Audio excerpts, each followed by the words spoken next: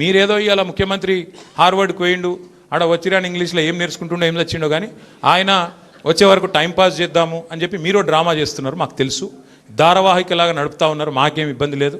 మీరు ఎన్నిసార్లు పిలిచినా వస్తాం. ఎందుకంటే చట్టాన్ని గౌరవించే పౌరులం, తప్పకుండా వస్తాం.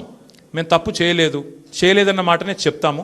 మీరు ఎన్ని రకాల డైవర్షన్ గేమ్లు ఆడినా మేము మాత్రం అర్జునుడి కన్ను ఎట్లయితే ఆనాడు తన గురి మీదనే ఉండనో అట్లే మా గురి మొత్తం కూడా ఈ ప్రభుత్వ అసమర్థత మీద, మీ అవినీతి మీద, మీరు ప్రజలకిచ్చి ఎగ్గొడుతున్న హామీల మీద, యనుమల రేవంత్ రెడ్డి ఎగవేతల రేవంత్ రెడ్డికి ఎట్లా మారిపోయిండో అన్న దాని మీద 420 హామీలు ఇచ్చి ఇప్పటివరకు 4 హామీలు కూడా నెరవేర్చకుండా ఎట్లా ఈ లుచ్చా పనులు చేస్తున్నాడో వీటిని ఎండగడుతూనే ఉంటాం.